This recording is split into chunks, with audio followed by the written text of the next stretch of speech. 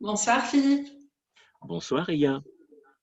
bonsoir tout le monde et bienvenue dans le deuxième épisode de la série d'interviews questions-réponses. Durant cette vidéo, vous allez découvrir comment se libérer des peurs en 3 étapes. Seulement en 3 étapes avec l'écrivain, coach, conférencier et formateur Philippe Monrono. Je vous conseille de prendre un cahier et de noter toutes les informations parce qu'aujourd'hui, Philippe Morando va partager avec nous le fruit de 40 ans de travail dans le monde du développement personnel, sachant que Philippe aussi a une formation de physicien et il a travaillé à la faculté de sciences de Paris. Je vous garantis que c'est une vidéo pas comme les autres qui se base sur des faits scientifiques et sur des exercices pratiques. Alors, Philippe, on va commencer tout d'abord par définir c'est quoi la peur. C'est quoi ce sentiment d'angoisse qui nous bloque et qui nous paralyse? Évidemment, il faut commencer par là. Il faut comprendre ce qui se passe, hein. C'est quoi la peur? C'est très simple, hein. On fait la peur, c'est quelque chose de tout à fait naturel et normal. C'est un signal. La peur est là pour nous signaler qu'il y a un problème, qu'il y a un danger et qu'il faut agir. Donc, la peur euh, est un signal qui doit nous pousser à l'action. Et on verra plus tard pourquoi le fait de ne pas passer à l'action, ça peut être extrêmement dangereux. Il faut à tout prix prendre une décision et faire quelque chose. Le problème, c'est que la plupart du temps, on reste même des fois prostré et on ne fait rien. Donc, la peur est en effet un signal. Ce n'est c'est ni un ami ni un ennemi, c'est simplement euh, un- en sorte, une fonction qui nous est qui nous protège, hein, et donc euh, quand elle se manifeste, on doit en tenir compte. On ne va surtout pas la refouler, on ne doit surtout pas, je dirais, la rejeter, la peur. On doit l'accueillir, non pas en disant oh, chic alors, j'ai peur, que je suis content. Non, non. Simplement, on doit considérer que c'est un signal. Et on doit apprendre justement à en tenir compte. Le gros problème, c'est qu'on n'en tient pas compte la plupart du temps, ou alors la seule chose qu'on sait faire, c'est ne pas agir. Et ça, c'est la pire des choses, hein. On va voir comment, justement, arriver à prendre de bonnes et sages décisions plus tard. D'accord. Et y a-t-il des différentes formes de peur, comme la peur d'être rejeté ou la peur de perdre, ou on peut les mettre tous dans la même catégorie? Alors, d'une manière générale, bon, il y a la peur de ne pas être à la hauteur. Bon, d'ailleurs, entre parenthèses, le fait d'avoir manqué de confiance en soi, cela constitue une peur. C'est-à-dire que le manque de confiance en soi est constitué de peur. Donc, ce manque de confiance en soi peut en effet être dans le domaine, ça peut déboucher dans le domaine du manque d'argent, du manque d'amour, d'avoir peur de perdre l'amour, de perdre de l'argent, euh, voilà, donc de perdre son travail aussi, hein, voilà. Mais en effet, il y a différentes sortes de peurs, hein. Donc, de peur aussi de tomber malade. Il y a des personnes qui ont peur de tomber malade. Et je crois qu'en ce moment, d'ailleurs, on voit bien combien donc tout ce qu'on entend sur les médias depuis presque un an euh, provoque beaucoup de peur chez la plupart des Français. Et c'est bien que ça génère donc des comportements extrêmement dangereux parce que sous le couvert de la peur, face à la peur, l'être humain, s'il n'y est pas préparé, peut arriver à faire n'importe quoi. On prend de mauvaises décisions, on agit précipitamment, on fait n'importe quoi. Et c'est ce qui se passe d'ailleurs. On peut voir que malheureusement, à tous les niveaux de la société, c'est n'importe quoi. Parce que justement, on a généré de la peur, on n'a pas pris les bonnes décisions. Parce que justement, les Français, à quel niveau que ce soit, ne sont pas prêts, ils n'ont pas travaillé sur leur peur. Donc, forcément, euh, et certains se servent d'ailleurs en plus, parce que la peur, vous savez, c'est un moyen de manipuler, hein. Quand vous faites peur à quelqu'un, vous pouvez en faire ce que vous voulez. Donc, vous voyez combien il est très important, et on va le voir par la suite, combien il est très important donc de savoir retrouver son calme, de calmer le mental, de manière à ce que justement nous puissions prendre vraiment les décisions qu'il faut, ne pas se tromper sur finalement la réalité, parce que bon, la peur est un signal, certes, mais malheureusement, nous faisons des erreurs.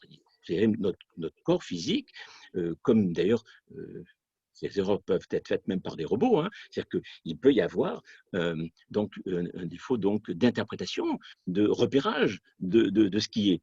Et si en effet on a fait une erreur sur finalement, on a mal identifié le danger, on peut très bien avoir peur de choses qui n'existent pas. Donc, vous voyez un peu jusqu'où ça va. C'est Mhm. pour ça que la meilleure manière de réagir face à une peur, c'est de se calmer le mental, l'agitation mentale, et de se mettre donc à voir réellement les choses telles qu'elles sont, la réalité. Et à ce moment-là, on va pouvoir vraiment, en toute sagesse, prendre des bonnes décisions. Malheureusement, on ne nous apprend pas ça à l'école, hein, ça c'est clair. Mhm. D'accord. Donc là, on a compris c'est quoi vraiment la peur. Et on a dit que c'est un signal qui nous permet de comprendre qu'il y a quelque chose qui ne va pas et d'agir. Oui, alors, Et après, on a compris qu'il excusez-moi, y a différents… mais, Oui. excusez-moi, mais il y a un bon exemple pour Mhm. arriver à comprendre beaucoup mieux ce qui se passe, c'est l'exemple donc d'un tableau de bord dans un avion, hein. Il y a des voyants rouges, des voyants verts, enfin, et si un voyant rouge s'allume dans un avion, le commandant de bord prend des décisions. Heureusement qu'il existe ces voyants rouges ou verts, hein.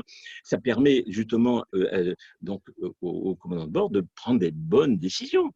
Imaginez qu'un commandant de bord donc, mette un objet ou je sais pas, son pull sur le tableau de bord et qu'il ne voit plus le voyant rouge. Mais c'est extrêmement dangereux. Donc, vous voyez, loin de là, il faut à tout prix je dirais, tenir compte des peurs, ne pas les rejeter, c'est un signal, et il faut prendre des décisions. Alors, et je rajouterai que le tableau de bord est moins performant que le corps humain. C'est-à-dire que la peur chez l'être humain est très bien conçue. C'est-à-dire qu'en fait, elle vous, elle vous donne un signal, certes, et si vous ne l'écoutez pas, ce signal, elle renforce. C'est-à-dire que c'est comme si euh, euh, la peur donc déclenchait finalement une sonnerie de téléphone, hein, et comme vous ne décrochez pas, eh bien le niveau de son du coup de fil augmente. C'est-à-dire qu'on augmente la puissance. Et c'est ce qui se passe. À chaque fois qu'on essaie de rejeter la peur, de la refouler, de l'écarter, elle augmente en puissance. Pourquoi elle augmente en puissance? Ce n'est pas une fatalité, c'est simplement parce qu'on a pris la mauvaise habitude de vouloir éviter de voir la réalité en face, éviter de voir le danger. Alors qu'en fait, la plupart du temps, des fois, le danger n'existe pas et on s'est fait peur pour rien. Donc, d'où l'importance donc de calmer le mental. On va le voir un peu plus tard. D'accord. D'accord. Alors, Philippe, comment dépasser nos peurs en 3 étapes? Eh bien, nous avons déjà vu la première étape, en quelque sorte, hein, puisque la première étape consiste à comprendre que la peur n'est pas là pour nous faire mal, mais pour nous protéger, pour nous prévenir. D'accord? Alors, peut-être des fois qu'elle nous prévient pour un danger qui n'existe pas, mais en tout cas, elle nous signale quelque chose. Il est très important que nous voyions de plus près si, en effet, il y a un réel danger ou pas, et identifier le danger. Donc, première étape, c'est de bien se rendre compte que la peur est quelque chose d'utile et de bien comprendre que nous allons nous servir de cette peur pour voir exactement ce qui se passe, où est le danger, et donc d'agir, non pas de réagir, mais vraiment d'agir d'une manière consciente et ciblée pour vraiment régler le problème. Donc, la deuxième étape, ensuite, évidemment, va consister donc à calmer le mental. Pourquoi il faut calmer le mental? Parce que quand on a peur, et bien souvent d'ailleurs, on a peur, et comme on manque, je dirais, d'expérience, on manque de formation, hein, on a tendance à s'affoler. Le mental est complètement submergé par de mauvaises pensées, on est agité, on est dans l'émotion complète et totale, et là, on est dans l'incapacité de réfléchir, on est l'incapacité de voir bien ce qui n'est pas bien, ni quoi que ce soit. Quelqu'un passerait en lui disant là, mais il suffit de sauter par la fenêtre, on sauterait par la fenêtre. Bon, donc, euh, quand on voit d'ailleurs certains comportements de nos jours en société, on comprend qu'en effet, qu'il y a des gens qui ont très peur. Ils ont tellement peur qu'ils arrivent à accepter et écouter n'importe quoi. Ouais. Donc, vous voyez combien, en effet, il est important de calmer le mental. Le fait de calmer le mental, alors il y a une méthode que j'ai mis au point il y a quelques années et qui vraiment est d'une efficacité, on va dire, redoutable, c'est que en, en espace de quelques secondes, on peut arriver donc à calmer les peurs, à calmer le mental. Alors, c'est momentané, parce que ça ne veut pas dire que le problème va être résolu, hein, mais au moins, ça va nous permettre de pouvoir identifier le danger, de pouvoir d'abord sentir mieux aussi, hein, et d'arriver donc à prendre les bonnes décisions, d'arriver à passer à l'étape 3, troisième étape, qui, elle, va consister à agir.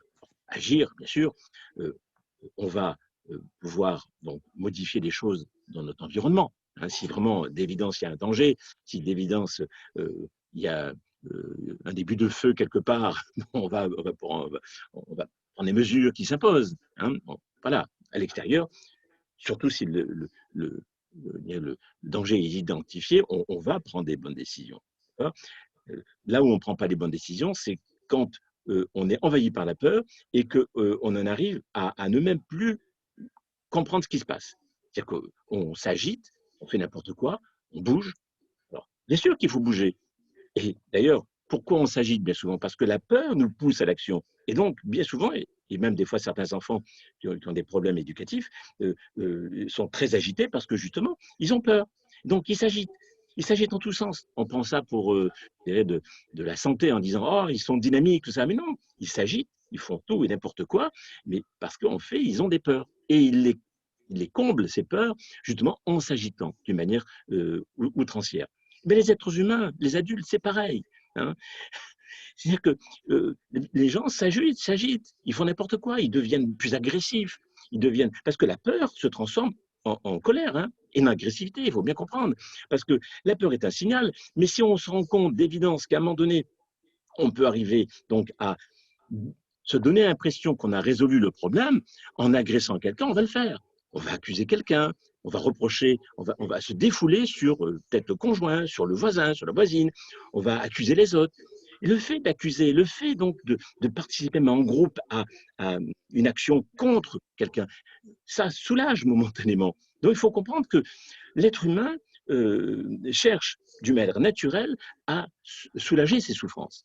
Et la peur nous fait souffrir si on n'identifie pas vraiment la cause, hein, et le danger réel. D'accord? On voit un peu tous les dégâts que ça peut produire. C'est-à-dire que pour soulager ces peurs, certaines personnes en arrivent à se comporter extrêmement mal. Donc, d'une manière complètement immorale en plus des fois. Hein. Bon, les choses que les gens ne feraient pas en temps normal, ils le font sous l'emprise de la peur. Et on voit bien d'ailleurs que les foules, par exemple, là, dans les foules, dans les manifestations, il peut y avoir des mouvements de foule sous l'emprise de la peur qui peut être extrêmement dangereux.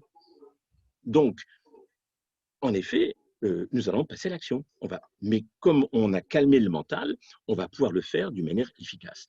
Et il y a une méthode aussi que j'ai mis au point, c'est la méthode de l'ATP, analyse et traitement de la pensée, et que quand on a calmé le mental grâce à la RSPM, cette technique qui permet de calmer le mental efficacement, on passe à l'ATP, et l'ATP permet donc justement d'identifier tout de suite ce qui est réellement le danger. C'est ça le problème. Et c'est quelque chose de facile, mais le problème, c'est que la plupart du temps, l'être humain ne le fait pas. Ne le fait pas parce qu'il n'a pas appris aussi. Hein. Et puis, pour arriver à gérer les choses sans être formé comme on peut l'être, par exemple en coaching, hein, il faut avoir la chance d'avoir des situations qui ont, tout jeunes, nous ont appris en quelque sorte à ne pas, à ce que la peur prenne des proportions énormes. Donc les gens sont beaucoup plus capables d'affronter les circonstances défavorables. Donc, si on donne confiance à un enfant adulte, il va pouvoir plus facilement donc être face au danger, sans que les peurs prennent des proportions énormes. Donc, vous voyez combien finalement ce problème de la peur est profond. Il est à l'origine beaucoup de souffrances, beaucoup de problèmes, beaucoup même des fois de sectarisme, de fanatisme. La peur est vraiment, je dirais, la peur qui n'a pas été prise en compte, attention, hein, mais peut générer d'énormes dégâts. Non pas parce que la peur est là, hein, mais parce que celui qui est en train donc de voir le signal de la peur ne le considère pas comme un signal, mais le considère comme le danger lui-même. C'est un signal. Donc, il va falloir savoir se poser la question, est-ce vrai? Est-ce vrai que telle chose, je suis en train d'affirmer telle ou telle chose? Est-ce vrai? Est-ce que j'ai la preuve? Le problème de l'être humain, c'est qu'il a beau avoir une faculté de conscience, il l'utilise pas la plupart du temps. La plupart du temps, l'être humain agit de manière réactive. Donc, donc, il va falloir, en effet, passer par la deuxième étape, c'est-à-dire calmer le mental, et puis après, analyser calmement, à la suite de 5 minutes, 10 minutes, mettons, de RSPM, euh, analyser les choses avec l'ATP. Et même des fois, on n'a même pas besoin de l'ATP, on voit plus clairement les choses quand on a calmé le mental. Et à ce moment-là, on prend de bonnes décisions vis-à-vis de l'extérieur, mais on prend aussi de bonnes décisions vis-à-vis de l'intérieur, c'est-à-dire nous. Qu'est-ce qu'on fait? Alors, qu'est-ce qu'on fait, nous? Eh bien, évidemment, on a plusieurs manières de faire, hein. On a évidemment la possibilité donc de bien sûr, de faire en sorte que le mental soit régulièrement calmé, parce que bien souvent on est stressé, on est fatigué. Donc si on est stressé et fatigué, on ne va pas être dans les bonnes conditions. Au moindre petite contrariété, à la moindre petite nouvelle, on va se mettre dans des peurs paniques. Certaines personnes de nos jours d'ailleurs se suicident. Pourquoi? Parce que la peur a généré tellement de dégâts dans la vie. Certaines personnes ont perdu leur travail, ont perdu, je dirais, de l'argent, donc ont perdu aussi une fois leur conjoint, hein, perdu un être cher, non pas forcément à cause de la maladie, pas à cause du virus, mais à cause de toutes les conséquences de cette peur et de ces comportements qui ont détruit beaucoup de choses dans le. Euh, donc, il faut se servir de la peur. Il faut s'en servir de la peur et donc et prendre des décisions qui vont nous permettre donc de mettre en place un programme pour changer les choses dans notre vie. D'évidence, on a des manières de se comporter qui ne vont pas. C'est pour ça qu'on est facilement sous l'emprise de la peur. Même si, bien sûr, on peut avoir des peurs, des phobies particulières, que l'on peut d'ailleurs traiter au cours de cette formation, parce que j'ai toutes les techniques nécessaires pour pouvoir le faire. Mais généralement, on n'a pas forcément, on a surtout des peurs, du stress, des inquiétudes, on pense beaucoup de choses, on s'inquiète, on rumine. Voilà. Donc, il va falloir donc faire en sorte de s'apprendre, en quelque sorte, c'est de l'apprentissage, tout ça, à de nouvelles manières de se comporter, de nouveaux réflexes, hein. Par exemple aussi, faire en sorte de bien prendre soin de sa santé, entre autres, bien respirer, hein, bien, avec de l'air, de l'oxygène. En plus, le cerveau et donc les neurones ont besoin d'oxygène. Si on met un masque, il est évident qu'on on va créer des problèmes de santé automatiquement. Si, si vous enfermez un animal ou même un enfant et que vous l'empêchez de sortir, que vous le mettez dans une cage, hein, que vous le mettez, que vous le limitez, cet animal va dépérir, il va même mourir, hein. Un enfant, il y a eu un problème en Roumanie il y a quelques années de ça, hein, ou dans une maternité, on ne touchait pas les enfants. Le fait d'être touché, c'est quelque chose de très important. Un enfant qu'on ne touche pas, il meurt. Au bout de quelques jours, on s'aperçoit que les enfants meurent. Pourtant, on les nourrit, mais on ne les touche pas. Et si on ne les touche pas, eh bien l'enfant meurt. Et nous, adultes, c'est pareil. Si on manque de contact, si on n'échange pas, si vraiment on ne respire pas d'air correctement, si on ne mange pas correctement, il est évident qu'on va détruire notre santé. Donc ce sont des décisions que l'on doit prendre. Et bien sûr, la RSPM, cette technique qui permet donc de se calmer, de calmer le mental, va nous permettre donc justement de passer à l'acte calmement, efficacement, d'une manière déterminée. Le mouvement, c'est quelque chose de très important. Donc, les sportifs, par exemple, bon, eh bien, ils ont un avantage parce que vous verrez très peu de sportifs qui n'ont pas confiance en eux. Vous aurez peu de sportifs qui ont peur parce que les sportifs, ils bougent, se défoulent. Donc, ils peuvent avoir des peurs, mais elles sont minimes par rapport à ceux qui ne font pas de sport. Donc, le fait de bouger, pas forcément le fait de faire du sport, même de compétition, mais le fait de bouger. Hein. Il y a une technique d'ailleurs, je trouve très bien, d'ailleurs, c'est la méthode NADO, Canadien, quelqu'un que j'estime beaucoup, qui a vraiment fait composé quelques mouvements très simples, que j'enseigne d'ailleurs dans ma formation, parce que justement, ça permet donc d'assouplir le corps sans effort, en douceur, et ça permet de générer de la vie, de la santé, du bien-être. Mais c'est toujours pareil. Euh, il, il nous faut à tout prix être déterminé. Donc, cette troisième étape, elle est dans la détermination aussi, dans la détermination, dans la répétition. Et c'est pour ça que je dirais le coaching en général est quelque chose de bon. Un bon coaching, un bon suivi permet justement de, de pallier à une déficience que nous avons tous, malheureusement, c'est la discipline. On manque de discipline. On fait quelque chose, on ne le termine pas. Regardez, par exemple, les personnes qui vont régulièrement à la salle de sport, ben, c'est très important s'ils y vont. Parce que chaque semaine, il y a une sorte de répétition, une sorte de rituel qui fait qu'on le fait. Si à un moment donné, on s'arrête, on a du mal après à reprendre. Même si vous faites des choses chez vous, vous remarquerez que si vous cessez certaines habitudes, elles disparaissent. Par contre, si vous commencez à faire quelque chose, petit à petit, au début, ça va être un peu difficile, mais progressivement, ça va devenir une nouvelle habitude. Eh bien, il faut arriver à créer de nouvelles habitudes qui consistent à penser de belles choses dans la vie, être constructif, positif, sans se mentir, être vraiment toujours en train de se poser la question de savoir si finalement les choses que l'on pense sont vraies, ne pas se faire peur pour rien. Bon, or, jamais, quasiment jamais, on ne fait jamais cela.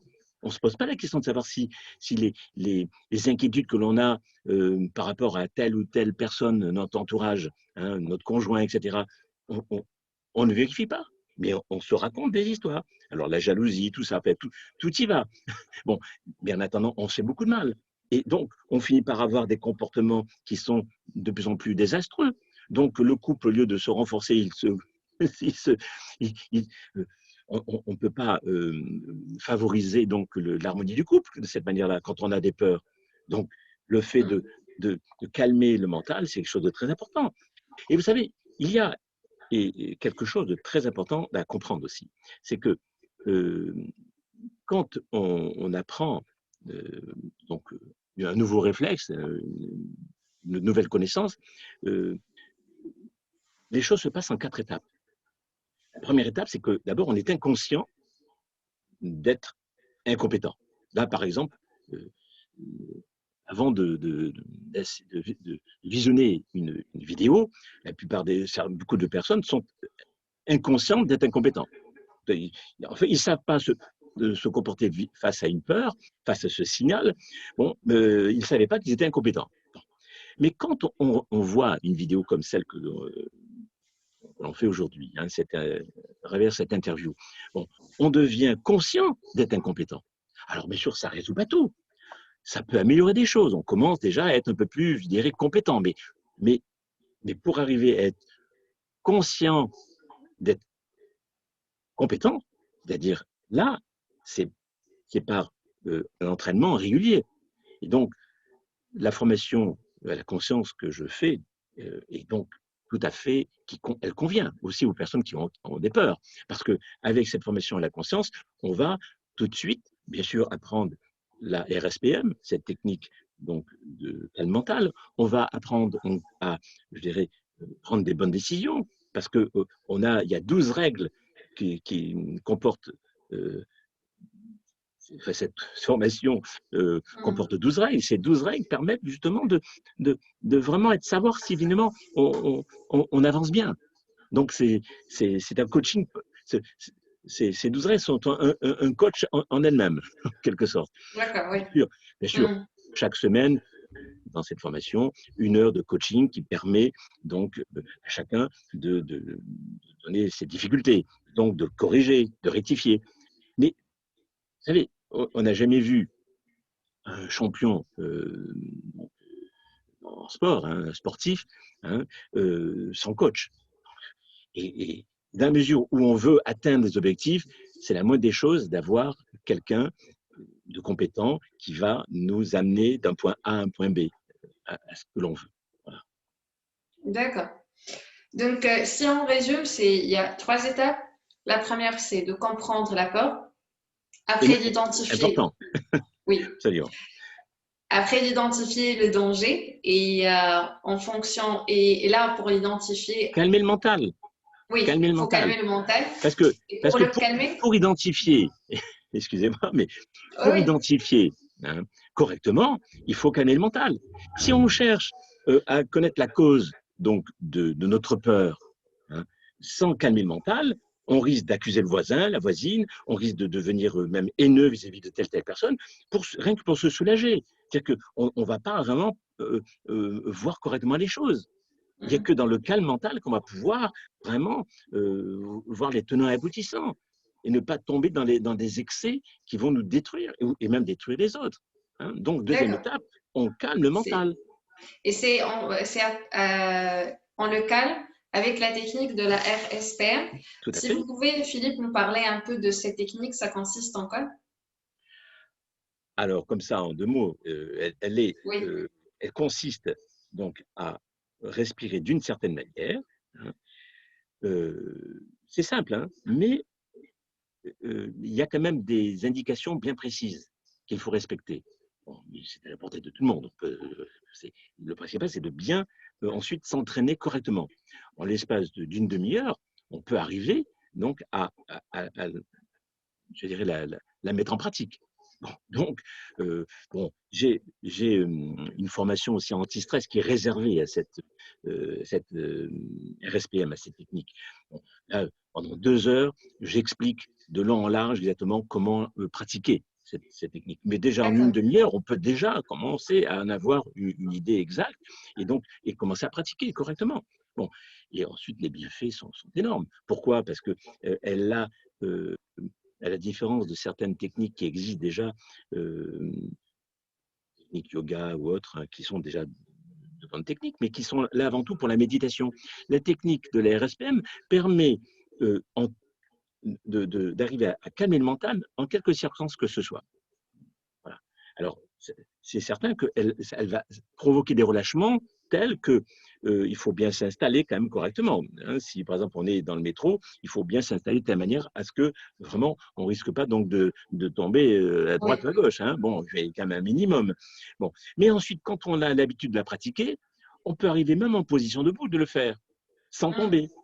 Mais il faut quand même un peu de pratique. Hein. Bon, au bout de quelques semaines de d'accord. pratique, on arrive réellement après à la faire dans n'importe quelle position. Mais au départ, c'est important, surtout si on veut arriver à des états de détente très profonds, qui, surtout si quelqu'un est un peu fatigué, on arrive à sombrer dans le sommeil. Hein. Donc, elle est extrêmement puissante, mais elle est très utile pour arriver donc à pouvoir regarder ce qui se passe dans notre vie calmement, tranquillement, hein, et non pas sous l'emprise de cette agitation mentale. Hein. D'accord. Et cette formation-là, on peut la trouver sur votre site. Oui, exactement, dont le lien sera, je pense, sous la vidéo. Hein. Donc, en allant sur le site, vous pourrez bien sûr voir la plupart de mes œuvres, mais aussi la possibilité de, de vous inscrire à une formation comme la formation anti-stress ou la formation de la conscience. Bon, la formation de la conscience, bien sûr, ça va beaucoup plus loin, forcément. Hein, donc, elle apporte quelque chose, même aux personnes qui ont des peurs. Hein. Elle n'est pas faite uniquement pour les personnes qui ont des peurs, hein, bien sûr. Hein, mais je dirais que tout y est.